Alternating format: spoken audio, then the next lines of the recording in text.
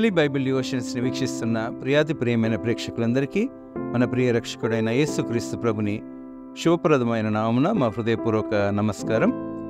మన Holy Trinity Church Bollarampet state సమర్పిస్తున్న ఈనాటి మన బైబిల్ డివోషన్స్లో depart from evil and do good, కీడు చేయుట మాని మేలు చేయుడి అనే అంశంపై మన సంఘ సభ్యులు శ్రీమతి ఏ సత్యవతి దేవదాసమ్మ గారు అందించే దైవ సందేశాన్ని విందాం. సందేశానికి ముందు ఈ చక్కటి భక్తి గీతం.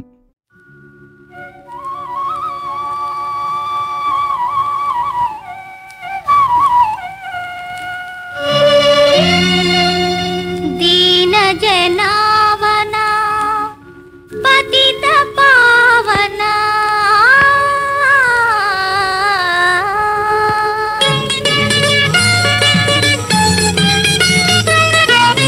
దీన జనావన పతిత పావన పరమ పురుష శ్రీ యేసువా దీన జనావన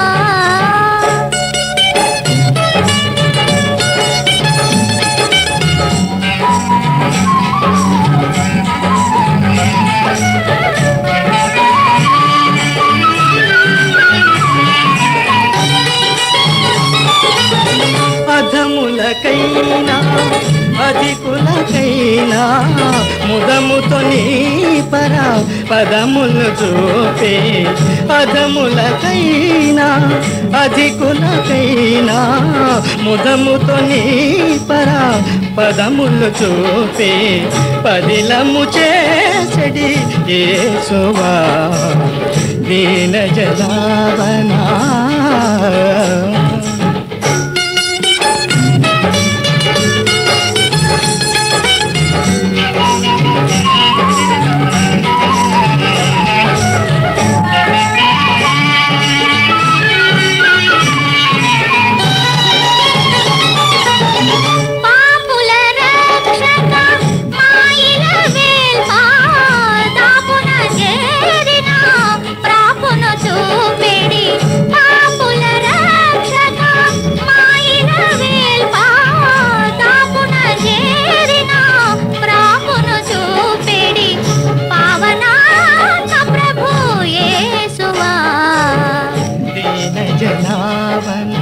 పతిత పావన పరమ పురుష శ్రీ యేసువా దీన జనావన.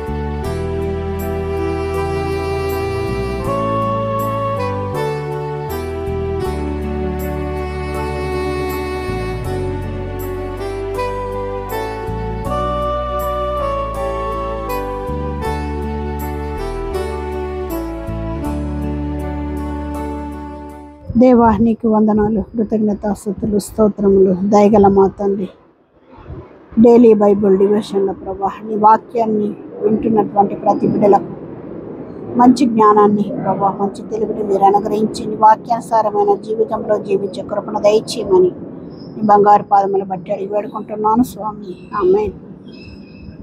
కీర్తనల గ్రంథము 37వ కీర్తన 27వ వచనము. కీర్తనల గ్రంథము 37వ అధ్యాయము 27వ వచనం, కీడు చేయుట మాని మేలు చేయుము, అప్పుడు నీవు నిత్యము నిలుచుదువు. ప్రియ స్నేహితులారా, మనలో చాలా మంది మీ క్రైస్తవులు లేక క్రైస్తవ్యం అంటే దేవాలయానికి వెళ్ళడము, ప్రార్థించడము, కానుకలు చెల్లించడము, మరి క్రైస్తవ్య పద్ధతులను అనుసరించి బాప్తీసము పొందడము, మరి కన్ఫర్మేషన్ పొందడము, ఇవన్నీ కూడా చేస్తూ ఉంటాం. ఇవన్నీ కూడా క్రైస్తవ పద్ధతులలో జరిగించడము. క్రైస్తవ్యం అంటే ఇదేలే, దీనిని మించి ఏమున్నది అని మనము అనుకుంటూ ఉంటాం. ఆ క్రైస్తవులమైనంత చర్చికి వెళ్ళడము, ప్రార్థన చేసుకోవడము, బైబిల్ చదవడము, వాక్యము చెప్పడము, వినడము, పాటలు పాడడము అని అనుకుంటూ ఉంటాం. కానీ అది కాదండి. ఏది అనట, వీటిని అనుసరించుటయే కదా, ఇటువంటిదే కదా, ఇదే క్రైస్తవ్యం అని, ఈ రీతిగా జీవిస్తే పరలోక రాజ్యము ప్రవేశిస్తామని భ్రమలో మనలో చాలా మందిమి ఈ విధంగా జీవిస్తుంటాం. అంటే నేను ఆనాటి నుండి ఈనాటి మట్టుకు నేను క్రైస్తవుడను, నేను వాక్యం చదువుతున్నాను, ప్రార్థన చేస్తున్నాను, ప్రతి వారము చర్చికి వెళుతున్నాను, నేను నిజమైనటువంటి క్రైస్తవుడను, ఇక పరలోక రాజ్యంలో నాకు స్థానము ఉన్నది అని మనము నమ్ముతూ ఉంటాం. అదే భ్రమలో జీవిస్తూ ఉంటాం. కానీ ఆ విధంగా కాదట. క్రైస్తవ్య జీవితము అనుకొంచున్నావా స్నేహితులారా? క్రైస్తవ జీవితం అంటే నైతికంగా ఉండాలండి. నైతికత ఉండాలి అంటే ఇతరులకు సహాయం చేసేటటువంటి మనసు ఉండాలి, ఇతరులను ప్రేమించేటటువంటి మనసు ఉండాలి, మరి పేదవారి ఎడల మనము జాలి హృదయం కలిగి ఉండాలి. ఆ విధంగానే యేసుప్రభు కూడా మరి దీనులను ఆయన కరుణించి వారికి మంచి స్వస్థతలను అనుగ్రహించున్నాడు. మనకు తోచినటువంటి సహాయము మనము చేసే వారంగా ఉండాలని ఈ దినమున దేవుడు సెలవిస్తూ ఉన్నాడు. మన ఇష్టానుసారంగా జీవించినట్టయితే అది క్రైస్తవ పద్ధతి కాదు. మన ఇష్టపూర్వకంగా మనము జీవిస్తూ ఉండడం అది క్రైస్తవ పద్ధతి కాదు. వాటిని పాటించినను అనడంలో ఏ రకమైన లాభము లేదండి.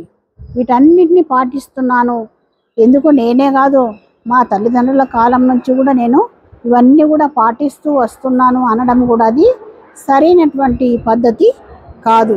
క్రైస్తవ విలువలలో చాలా ప్రాముఖ్యమైన విలువ ఏమిటంటే ఎవరికి కూడా మనము కీడు చేయకూడదు. దేవుని వాక్యంలోనే ఉంది కదండి, కీడు చేయుట మాని మేలు చేయుము. అంటే మన ఇరుగు పొరుగు వారికి మనము ఎలాంటి కీడు అంటే మాట రూపకంగా కావచ్చు, క్రియ రూపకంగా కావచ్చు, మరి మనం ఎలాంటి కీడు కూడా చేసే వారంగా ఉండొద్దట. వారికి ఏం చేసే వారంగా ఉండాలి మరి అంటే మేలు చేసేటటువంటి వారంగా ఉండాలి. అంటే మన మాట ద్వారా వారికి ఏదో ఒక పని జరుగుతున్నది, ఏదో ఒక పని కలగబోతున్నది అనేటటువంటి సహాయాన్ని మనం అందించే వారంగా ఉండాలి. మన క్రియ ద్వారా, మన మాట ద్వారా, మనం చేసేటటువంటి సహాయం ద్వారా ఇతరులు మేలు పొందుతున్నారు అనేటటువంటి సహాయాన్ని మనం కలిగి ఉండాలని దేవుడి దినమున కోరుచున్నాడు. మన వలన ఇతరులకు నష్టం కానీ కష్టం కానీ కలగకుండా మనము జీవించాలి. మన మాట ద్వారా కావచ్చు, క్రియ ద్వారా కావచ్చు, మన పద్ధతి ద్వారా కావచ్చు, ఇతరులకు కష్టం ఎలాంటిది కూడా కష్టము కలిగించే విధంగా మనము ఉండద్దు.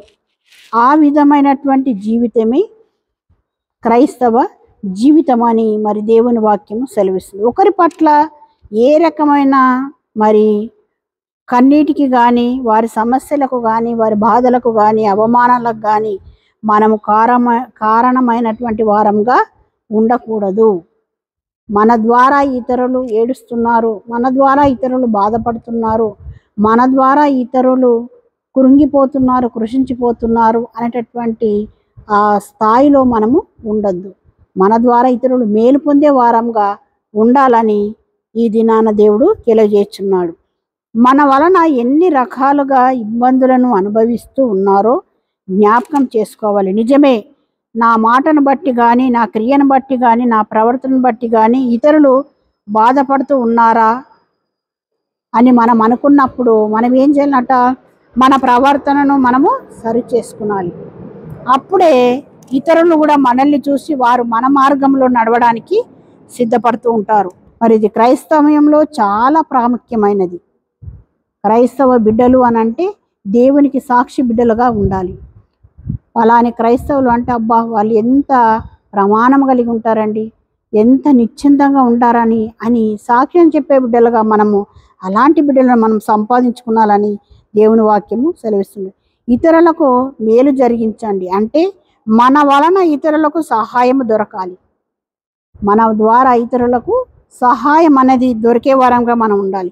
మన చుట్టూ కానీ, మన సమాజంలో కానీ, మన సంఘంలో కానీ ఎన్ని రకములైన సహాయము అవసరమైన బిడ్డలు, ధైర్యము అవసరమైన బిడ్డలు, ప్రోత్సాహం కోల్పోతున్నటువంటి బిడ్డలకు సలహాలు కానీ, సూచనలు కానీ మరి అందించే వారంగా మనము ఉండాలని దేవుడి దినమున కోరుచున్నాడు. నష్టాలతో కానీ, కష్టాలతో కానీ, ఒంటరితనంలో కానీ జీవిస్తున్న బిడ్డలను, ఇటువంటి బిడ్డలకు మన ద్వారా సహాయముగా కలగాలి అని మరి దేవుడి దినమున కోరుచున్నాడు. చాలామంది పేదవారు ఉన్నారండి. సంఘంకి వచ్చినటువంటి బిడ్డలలో చాలామంది పేదవారు ఉన్నారు. వారికి ఎలాంటి సహాయము మన ద్వారా వాళ్ళు పొందగలుగుతున్నారో అది మనం గమనించి వారికి సహాయం చేసే బిడ్డలంగా మనం ఉన్నట్టయితే దేవుడు మనల్ని చూసి చాలా సంతోషిస్తాడండి. అరే ఈ బిడ్డ నా ఎడల మంచి కార్యము చేస్తున్నది కదా, ఈ బిడ్డలను తన మంచి మాట ద్వారా నడిపిస్తుంది కదా అనేటటువంటి మరి ఆలోచన కలిగి మనం ఉండాలని దేవుడి దినమున మనల్ని కోరుచున్నాడు. మరి మనము కూడా ఆ విధముగా ఉండాలని దేవుడు ఇష్టపడుతున్నాడు. మరి ఇశ్రాయేలు జనాంగాన్ని దేవుడు వాగ్దాన భూమిగా అయిన కానానులోనికి మరి తీసుకొని వెళ్ళాలి అనుకున్నప్పుడు వారిలో చాలామంది కీడును చెడుతనాన్ని జరిగించిన వారుగా మనకు కనబడుతున్నారు. మరి వాగ్దాన భూమిలోనికి వెళ్ళక ముందే వారు ఎటువంటి దేనికి వెళ్ళినంటే మరణంలోనికి వారు వెళ్ళినట్టు మనము బైబిల్ గ్రంథంలో చూడగలము. మన జీవితంలో ఈ రీతిగా నాశన పాలు కానీ మనము కావద్దు, ఆపద పాలు కానీ కావద్దు. నడి మధ్యలో మన జీవితాలు రాలిపోవద్దు అంటే కీడు మనము చేయకూడదు. మేలును మనము జరిగించినప్పుడు మనం